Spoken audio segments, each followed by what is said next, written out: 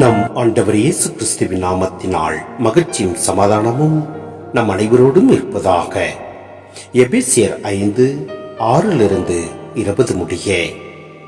வீண் வார்த்தைகளால் உங்களை யாரும் ஏமாற்ற விடாதீர்கள்.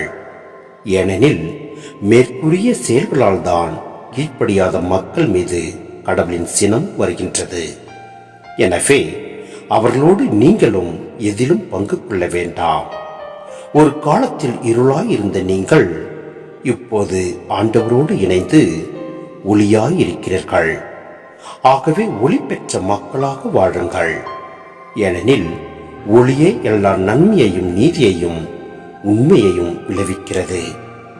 ஆண்டவருக்கு உகந்தது எது என்பதை ஆராய்ந்து பாருங்கள். பயனற்ற இருளின் செயல்களை செய்கிறவர்களோடு உங்களுக்கு உறவு வேண்டாம். அவை குற்றம் என எடுத்து காட்டுங்கள். அவர்கள் மறைவில் செய்பவற்றை சொல்லக்கூட வெட்கமாக இருக்கிறது.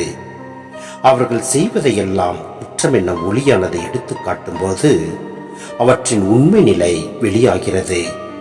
அவ்வாறு தெளிவாக்கப்படுவதெல்லாம் ஒளிமயமாகிறது. ஆதலால் தூங்குகிறவனே விழித்தெழு, இறந்தவனே உயிர் பெற்று எழு, கிறிஸ்து உன் மீது ஒளித்தெழுவார் என்று கூறப்பட்டுள்ளது. ஆகையால் உங்கள் நடத்தையை பற்றி மிகவும் கருத்தாயிருங்கள். நாணமற்றவர்களாய் வாழாமல் நாணத்தோடு வாழுங்கள். இந்த நாட்கள் பொல்லாதவை. ஆகவே காலத்தை முற்றும் பயன்படுத்துங்கள். ஆகவே அறிவிலிகளாய் இராமல் ஆண்டவருடைய திருவுளம் யாது என புரிந்து கொள்ளுங்கள். திராட்சை மது அருந்தி குடிவெறிக்கு ஆளாகாதீர்கள். இது தாறுமாறான வாழ்வுக்கு வழிகொள்ளும்.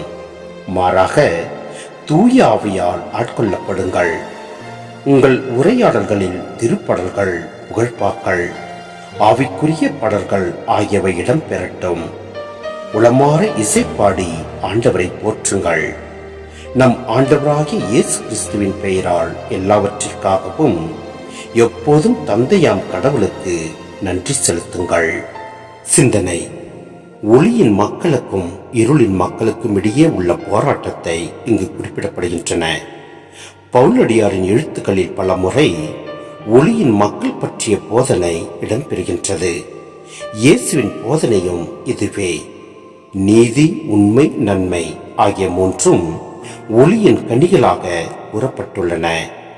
ஒளியின் மக்கள் இருளின் செயல்களை தவிர்ப்பது மட்டுமல்லாது இருளின் முகத்திரையை கிழிப்பவர்களாகவும் இருக்க வேண்டும். இங்கு இடம்பெறும் வரிகள் தொடக்க திருச்சபையில் திருமுழுக்காக பயன்படுத்தப்பட்ட பாடலின் வரிகள் போல் தோன்றுகின்றன.